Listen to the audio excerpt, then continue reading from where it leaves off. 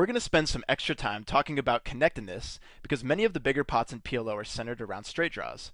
And one of the main differences between no limit and PLO is the presence of monster straight draws. In no limit, an open-ender or a double gut shot is a legitimate draw. But in PLO, naked open-enders don't have very much value unless you have some other type of secondary equity to go along with it. One reason they're devalued in PLO is because there's simply just so many straight draws that crush a naked open-ender. And if you find yourself getting all of the money in with only 8 outs, it's pretty likely that someone has your draw free-rolled, or holds a made hand that crushes your draw. Wraps also add a lot of smoothness to your hand, because it's easy to pick up equity on later streets, and the bigger wraps do pretty well against sets. Plus, they can be more deceptive than flush draws, because for example, you'll be more likely to get paid when you hit a gutter than if you bink a flush draw, since flush draws are the more obvious draw on the board. Additionally, the more connected you are, the more likely it is that when you flop 2 pair, you'll have a straight draw to go with it, which is obviously fantastic. And as you'll see in a second, wraps are great and all, but there's also a lot of reverse implied odds and domination contained within these monster draws that you need to be aware of.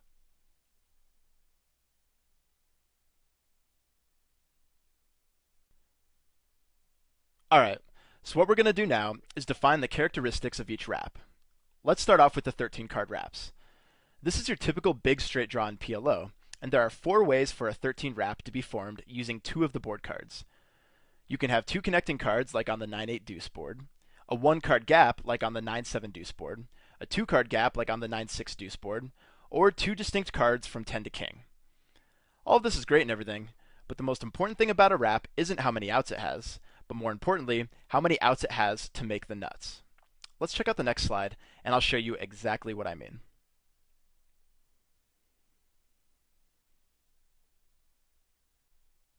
We'll be going through several tables similar to this one, but before we go any further, I want to mention that these tables were pulled from Jeff Huang's first book titled Pot Limit Omaha Poker, which you should definitely check out if you want to learn more about this stuff. Anyway, let's take a look at the table. The main thing I want you to pull away from the table is to notice how important it is to have the top wrap instead of the bottom wrap. For example, look at the difference in the number of nut outs in the first 2 rows. All of Queen Jack 10 X's outs are to the nuts, while only 3 of 5, 6, 7 X's outs are to the nuts. Plus, remember that the likelihood of your wrap being dominated increases dramatically as the number of players in the pot grows.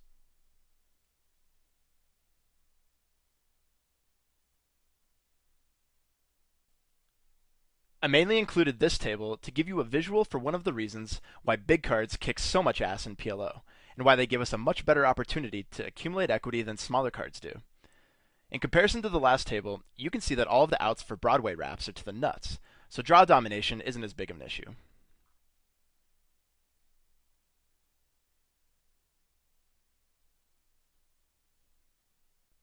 So far we've covered the 13 card wraps, but the biggest straight draws you can have are the 16 to 20 card wraps, and to get these, you need to use all 4 cards in your hand, plus 2 specific board cards. Even though we would generally prefer to have all 4 of our whole cards in a row, you can't get these monster wraps without having a gap in your hand. I'll show you some examples here in the next few slides to give you an idea of what I'm talking about. And it goes without saying, but one of the benefits of having these monster draws is that they have good equity against sets. For example, if you have a 20 out wrap, you'll make a straight by the river almost 70% of the time, and even 16 out wraps make a straight by the river almost 60% of the time, which is obviously really valuable.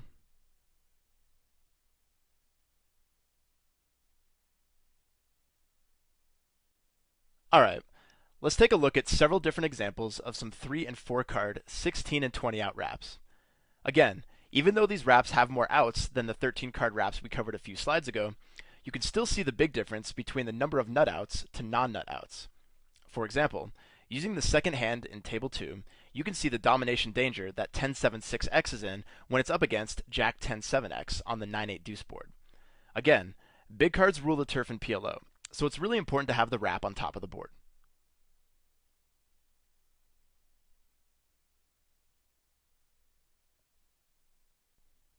The previous slide showed wraps where 2 of the cards on the board were used, but now let's check out the wraps that use 3 cards on the board.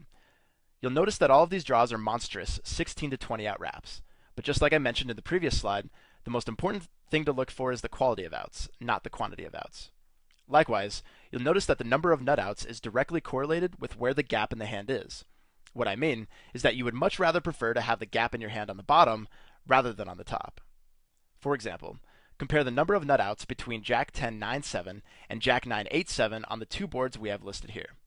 What this means is that because the nuttiness of your hand becomes more important as the number of players in the pot increases, you don't want to play middling rundowns that have a gap at the top in multi-way pots. Instead, make sure to focus on playing higher rundowns with gaps at the bottom, so that when the money goes in post-flop, you have a better chance of dominating other straight draws and drawing to the nuts.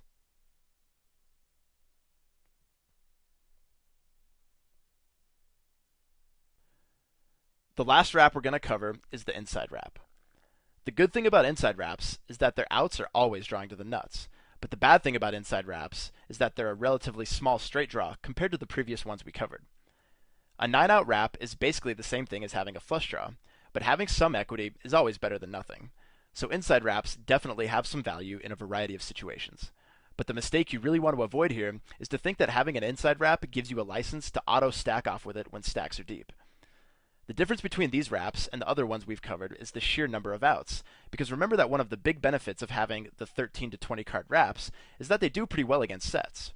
Inside wraps don't do as well against sets, because after all, they only have 9 outs, and will be dead on the turn roughly 20% of the time, depending on the number of blockers and dead cards.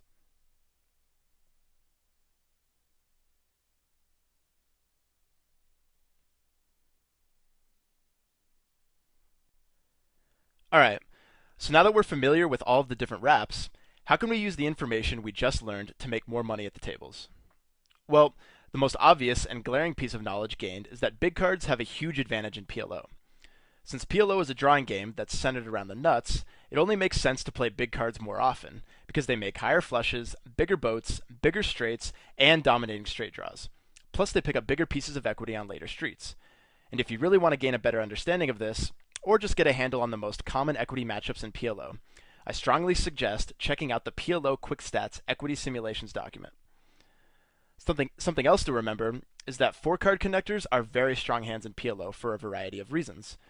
Obviously, how strong they are depends on their rank, but 4-card connectors are great because especially when they're single-suited or double-suited, they have a very smooth equity distribution, which means that when they flop one piece of equity, it's very easy to realize the rest of it too. For example, the Purest 4-card wraps flop a straight 5% of the time, a 12-plus wrap 18% of the time, and an open-ended straight draw or 9 wrap 13% of the time. What this means is that almost a third of all flops are really strong for these hands, since every time you flop an open-ender, you flop 2 pair as well. Now, we mentioned this a couple of slides ago, but realize that particularly in multi-way pots, it's always better to have gaps at the bottom of your hand instead of the top. And even though 4-card connectors are the bomb, having a gap in your hand isn't necessarily a bad thing, because remember that in order to flop the biggest wraps in the game, you actually need a gap in your hand to do so. Put more simply, 4-card connectors have a smoother equity distribution than hands with a gap in them, but when hands with a gap in them flop well, they typically flop very well, which makes them well suited for multi-way pots. Last, remember that wraps lose a lot of value on two-tone boards for pretty obvious reasons, but when a 13 wrap has a flush draw with it, it's basically the same as a 17 wrap on a rainbow board. It has 50% equity against a bare set, is much more likely to dominate other draws than be dominated, and is generally a profitable stack-off regardless of the circumstances. There's one more thing I want to mention about wraps on two-tone boards before we move on.